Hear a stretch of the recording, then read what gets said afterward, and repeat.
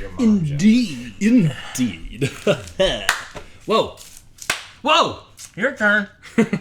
He's a hipster. He won't do it. He can't do it. I'll help He's you. too hipster. Didn't work. And marker. Okay. Wait, I thought that was how we started. I just started it. Oh. This is part 2 of our conversation about fear and art, and we ended with a cool quote that Justin made up. I don't know if I made it up. We're going to say he made it up about sort of like doing art so that you feel good about it, and that promotes confidence. So we're going to talk about confidence as an antithesis to fear. Antithesis, you're saying it totally Antithesis. Josh is making up I'm words. making up words. I make up quotes, but That's what I do. wordsmith. So, I think it's interesting that like you talk about sort of like your gut intuition of, you know, like if I'm making this for somebody else, it's kind of hard to listen to your own compass because you're always second guessing. Like, I don't know if they'll like that. Will they like this? Maybe I should I don't even do know this. if they can do it. Like, Yeah, yeah. yeah, yes, indeed. And That's the thing is, it's like your own gut instinct. Listen to your own compass. Like, you only have one compass. Like, True. I'm only me. Like, I can try and perceive what you are experiencing, or try and perceive what you're experiencing, try and perceive what this is experiencing. But at the end of the day, like, legitimately, I can only read this. yeah, True. So, Very true. like, And if it's you're good to trying try and empathize and feel what's Sure. going on. But at the end of the day, you're only you. and imagination lets you sort of step into other people's perspective Yeah. to a limited amount. But when you're creating something from scratch, a piece of art that you're like, I hope this is mine, if it's like a project, then if you're trying to make somebody else's project, then it's like, well, that's kind of a waste of time. You should let them do it. You know? So how do you foster confidence in your own projects? Make awesome stuff. Oh, deep. But that's, like, it sounds simple, but I kind of agree in the sense that, like, you have to be doing something that you think is cool. Yeah. You know? Which means you have to know what you think is cool. That Very takes true. a self-awareness to go, I like that. And then go like, wait a second, I just said that I like that. Yeah. And then Yeah. go make something. That is crazy. Because I had an experience recently where I was watching some old projects that I'd done. Just kind of reviewing as I was, like, archiving some stuff. And I watched a thing that I had done, like, in high school. Like, later high school years, right? Film project. And I was watching it and I was like, this is really interesting. Because I'm, like, responding to this. Like, I think this is cool. Which is weird because I made it. So it's kind of like, oh, what an egotist, right? But the thing that was interesting about that is, like, that's something that I haven't felt in, I'm going to make a horrible generalization, and say in 80% of the stuff that I did in college. That I just didn't feel that way. I didn't feel like, yep, that's mine. Yeah. I didn't feel any ownership in it. Mostly because I had some interesting experiences where I would present, like, this is what I would do with this. And they said, either that's too crazy, too logistically difficult, too, like, liberal is not the right word, but it's too, like, out there, too violent, too dark, Too dark. too, you know, whatever. He's a weird it one, is. isn't he? Yeah, he's crazy.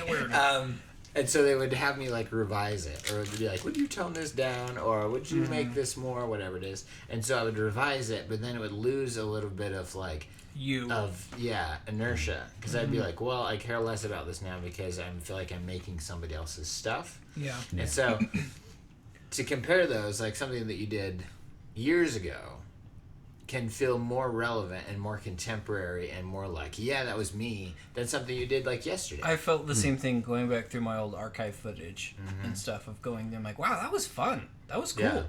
And it's interesting that you bring that up of, you know, a generalization of 80% of the stuff in college. Like, most of my stuff in school was the same thing. And even in work stuff that I've done, the majority of things that I've done working inside of corporate projects has been like, I don't have any ownership in it. I was like, well, I made that, and the technical understanding is there, and there's some skill there, and there's some refinement, but at the end of the day, I'm like,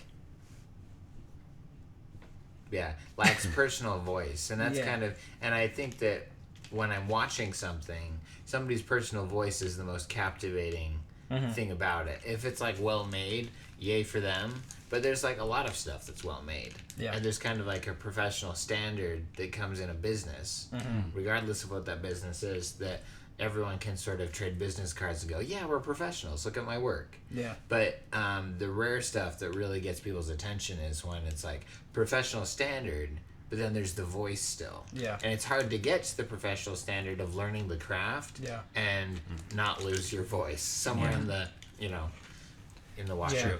Especially because when you're going to college, like this was all the time in music, it's like everyone hated the go do your own thing kind of people, because it was really? like, oh, they're just so like they don't know what they're doing.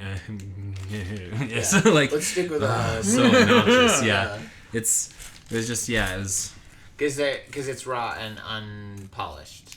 Like if you look at the masters, then you feel like, yes, this is concrete, this is created, this is like curated, and we don't have to work to decipher what they mean. Something to say too about like, because we've talked about making things for other people and not being like confident in those pieces of work, right? And not feeling like we own them.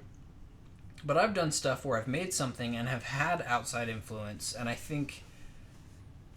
I guess the difference is like being a hired hand and making something for somebody and collaborating. Because I've done stuff where I make something and I'm like, yeah, I like that, I think that's cool, and then I'll show it to you, and you'll come in and give your feedback or an idea on it, and I'll go, oh, I hadn't thought of it that way, and go and like do something else on it where I also can still feel good about it, but then it's that much better. Yeah. And because that way you're not just, I'm only work by myself. Yeah. I don't know what this is. Yeah, but it is kind of like the hired gun. I feel like is a one-way street. They tell you what they want, and then you have to do it. Yeah. And collaboration is a two-way street or a conversation, where you're exchanging ideas, and hopefully that means that you're stepping up the quality as you go. Yeah. But yeah. I don't think being a hired hand is like the worst thing. Like if you're on a big like team project kind of thing, and you're kind of an underdog, and you have like your boss telling you that this needs to be done, like as long as you're doing the best you can, I think you can still get that feeling of ownership. Yeah, it's not as like yours, but True. Everybody does like like, doing their own thing. And it's like interesting because like for example, I do a lot of like freelance gaffing for like film projects, which means I do the lights.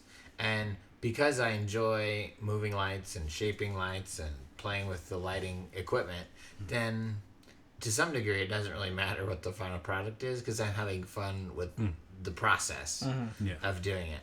But in some cases, like the creative result is a big deal. Like if you don't have ownership in that, then you burn out. I agree.